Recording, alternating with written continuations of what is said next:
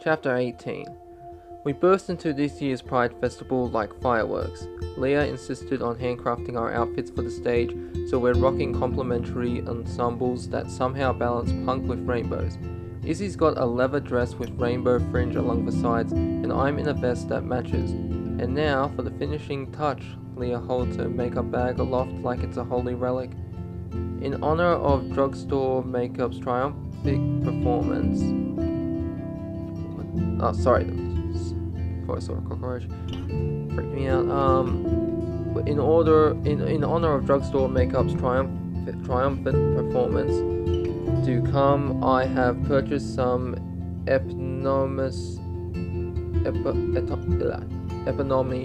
items. You make it sound so ominous, I say, but I crawl towards her across the grass. It can't be ominous, not at Pride. Izzy tilts her head up and closes her eyes, letting the sun rays bathe her in a glossy light. I just love it here. It's like everything else just melts away. I reach over and squeeze her hand. She deserves this moment of peace so much. We all do. Well, I think you'll love this too. Leah pours her makeup bag out on the blanket and begins sorting tubes of lipstick. Okay, who wants to go first? Izzy slowly blinks her eyes open. Go first for what? Leah's brown eyes dance mischief in every crease of her smile. I'm going to paint your lips rainbow. Izzy opens her mouth to interrupt, but she only gets a single syllable out before Leah cuts her off. No, I know. Not your style. But it's not for keepsies. We'll clean it off after and you can go back to your black lipstick if you want, but hear me out. Because when I thought of this, I nearly exploded from cuteness. When I'm done, you'll each kiss each other to leave the lipstick mark, but instead of a red like the logo, it's rainbow. Okay, that's pretty cute, I admit. Izzy, you just want an excuse to kiss me. I roll over to her side of the picnic table and plant a kiss on her jaw. Don't need an excuse. Alright. Izzy and I sit patiently as Leah applies the cheap lipstick with an expensive brush. My knee brushes Izzy's and her hand finds my thigh, tracing little circles in the exposed skin.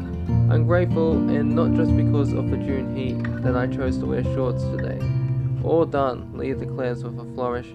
I turn to Izzy, grinning, and walk my fingers up to her body until I reach her face. Keeping her still with my hand on her cheek, I press my lips to the other. Mwah, I say as I release her. The rainbow kiss mark is vibrant against her skin, the pigments running together for a blended effect. It looks so good, Ollie exclaims. I want one too. I turn my gaze on him and raise my eyebrows. Ew, no, not from you. Ollie points to Geordie, who is innocently enjoying a snow cone, entirely unaware of our shenanigans. Leah, get him. With pleasure. Leah takes her tubes of lipsticks and trots over to Geordie, who, to his credit, just shrugs and goes along with it. No questions asked. Your turn, Izzy says softly. I present my cheek, but she just brushes a thumb over the skin and turns her fond gaze on my body. You know, I've been thinking, about our sound. Drugstore makeup, I mean. She trails, her fingers up my arm, nails lightly scraping against my skin. I know we're supposed to be this band that's all about queer rage, but I don't know, it feels like rage is just so normal these days. Sometimes I worry it's the only thing that I'll ever feel again. And then there are these moments, like this, that reminds me I can feel joy too. I understand exactly what she means. I remember the way she cried the way she cried on election night. The way I cried too. And every day since then has felt like wading through waist-deep water, trying to move against a current that wants to sweep us away and pretend we never existed. I guarantee you this rider was salty when Trump won 2016. God. Right, there's so much to be angry about, and I know that means I should have plenty of writing material to draw on, but I feel like the punk thing to do right now is to write about queer joy too. I want to sing about lying in the sun with you and holding your hand and marking your skin with my rainbow lips. And I want that too. I want to hold on to times like these and immortalize them in a song. I want to have that for when the world is terrible, and I think even if just for a moment that this is what love must feel like. I lean up to kiss her, but before our lips collide, a hand comes between us. Hey, Leah shouts. No mouth kissing. Wow, homophobic. No mouth kissing, Leah repeats. Not until you do the thing, otherwise I'll have to redo your makeup. Fine, fine. Izzy rises up to her knees and leans over to kiss my shoulder, leaving behind a beautiful rainbow mark in the shape of her mouth. Thank you, Leah points to her bag. I've got makeup wipes in there, and then you two can go to town. We fall over each other trying to get the makeup wipes quickly. Our bodies collide and we spill into a mess on the ground, laughing. I cradle Izzy in my arms and press our noses together. Izzy ghosts her lips over mine, whispering in the corner of her mouth just before she kisses me. I think this is going to make a great song. The bliss of the afternoon doesn't last long, as time ticks on and the battle of the bands draws closer. Izzy grows more and more tense.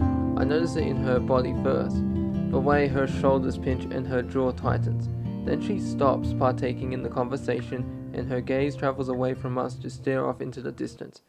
Okay, time to get ready, I say, a full hour before we originally intended to head backstage.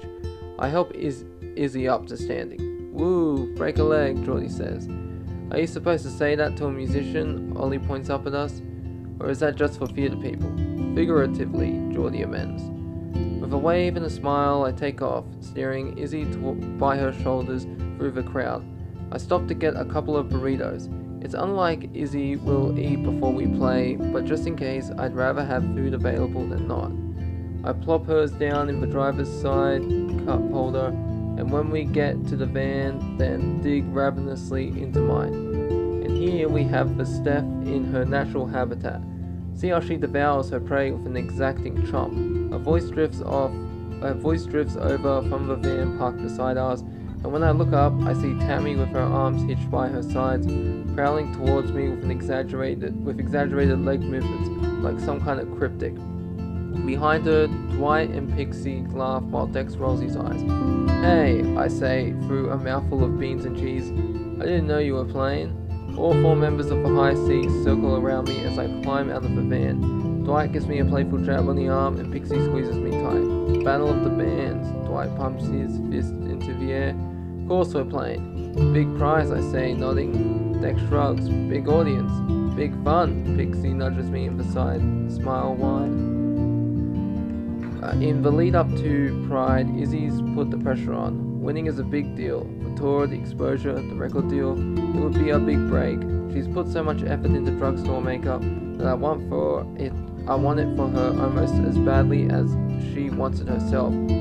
It would prove that it was worth it. It would prove the songs like ours mattered. You're not nervous? I ask, glancing back at Izzy, who's curled up in the van, hunched over her notebook, with a line like a coin slot in the center of her forehead. Oh, we want to win as much as anyone, Tammy says. But it's easy to get tunnel vision about that and forget to actually enjoy the experience. She flings an arm over my shoulder and points to the stage. Just think about it. I'm going to play on that stage for all those very cool people. She shifts her arm to gesture at the park, filling with more and more blankets and rainbow-clad attendees, in a lineup with other very cool people. She motions to herself and the other members of the high seas. Did you just call yourself cool? I ask, eyebrow raised. Hell yeah, I did. Come on, have a drink with us. Dwight kicks open a blue and white cooler. I think over at Izzy, but she's in her own world, so I pluck a ginger ale from the ice chest and settle in as my friends regale me with stories from their tour. It isn't lost on me that maybe someday they'll be mad at me and Izzy, and if things go well tonight, that future could come sooner than I think. I hope I'll be ready for when it comes. They're not going to be mad at you, you're friends. The sky is just beginning to darken over the Pride Festival, and the lights from the stage are bright behind it. Musicians mill about, some have noise-cancelling headphones on and pace back and forth, others do warm-up vocal drills. There's a group of bass players, including Dwight playing hacky sack, and a couple of drummers are horsing around, pretending their drumsticks are lightsabers. Are you ready to rock? I call as I clamber back into Izzy's van, energized well beyond the normal sugar high. Izzy? I look around, but she's not here. That's odd, but her guitar and her notebook are still lying on the back seat, so she couldn't have gone far. I climb over the seat and land in the passenger side to grab my drumsticks from the cup holder. I see a burrito still untouched beside them. Then my eyes drift up to look out the front window, and there she is. And she's not alone. Izzy is leaning against the front bumper of her van, arms crossed. She doesn't look happy. She doesn't look angry.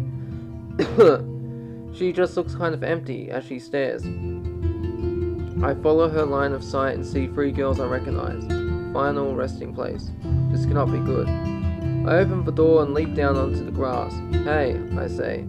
Izzy shifts her gaze to me and echoes my greetings. Hey, what's going on? I nod in the direction of her former bandmates, retreating back. Everything okay? Izzy shrugs. Yeah, I think so, I guess. What they want? They, her forehead wrinkles and her mouth twitches into a smile of all things. They wanted to wish me luck. Peace at last. I raise my eyebrows and reach for her, fingers forming a loose cup around her elbow. Maybe. She leans into me, inhaling deeply and letting out a long sigh as my arms close around her. Still want to pummel the shit out of them on stage though? Oh no, sorry, that's not a question. Still want to pummel the shit out of them on stage though. That's the spirit. I crackle and drag her back towards the van. Come on, let's check the lineup.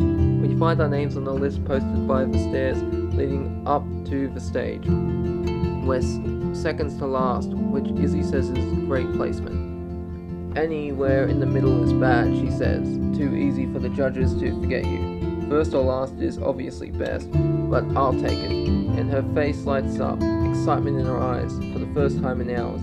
Even better, we're after final resting place.